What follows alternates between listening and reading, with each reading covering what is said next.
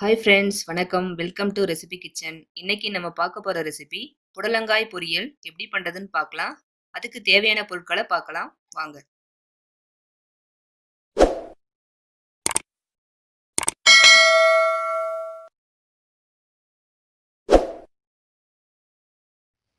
இன்னைக்கு புடலங்காய் பொரியல் எப்படி பண்றதுன்னு பார்க்கலாம். அதுக்கு நான் 2 புடலங்காயை இந்த மாதிரி தோல் எல்லாம் சீவிட்டு உள்ள இருக்கிற விதையை எடுத்துட்டு கட் பண்ணி வச்சிருக்கேன். சின்ன வெங்காயம் ஒரு 8 போல எடுத்து கட் பண்ணி வச்சிருக்கேன். தக்காளி 1 எடுத்து கட் பண்ணி வச்சிருக்கேன். பூண்டு, கறிவேப்பிலை, தேங்காய் துருவல், தாளிக்கிறதுக்கு கடுகு, உளுத்தம்பருப்பு, கடலைப்பருப்பு, உப்பு. ஒரு வாணல் வச்சுட்டு அதில் கொஞ்சம் ஆயில் விட்டுட்டு கடுகு, உளுத்தம்பருப்பு, கடலைப்பருப்பை சேர்த்துக்கலாம்.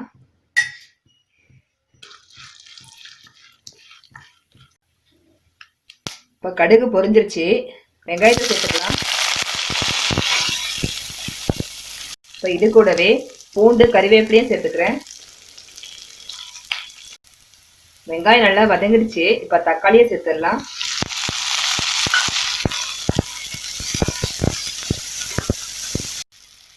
தக்காளி வெங்காயமும் வதங்கிடுச்சு.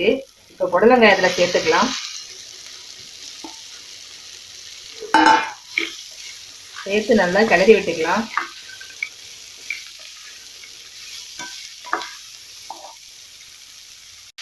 பாருங்க, காய் நல்லா வதங்கிடுச்சு. இப்போ 1 டீஸ்பூன் மிளகாய் தூள் சேர்த்துக்கிறேன். இதுக்கு தேவையான அளவுக்கு உப்பு சேர்த்துக்கிறேன். சேர்த்துட்டு நல்லா கிளறி விட்டுக்கலாம்.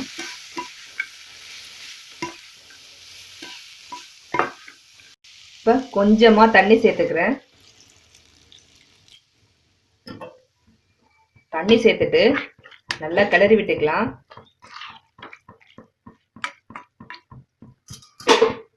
இப்போ இது குக் ஆகுற வரைக்கும் மூடி போட்டுக்கலாம். மூடி எடுத்துட்டு நல்லா கிளறி விட்டுக்கலாம்.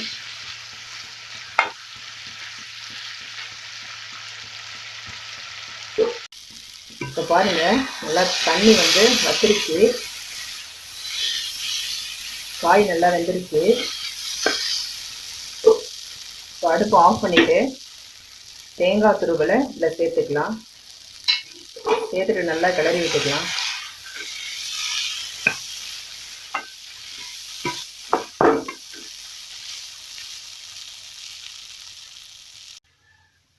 இப்போ லாஸ்ட்டாக கொத்தமல்லி கொஞ்சம் போட்டு இறக்கிக்கலாம்.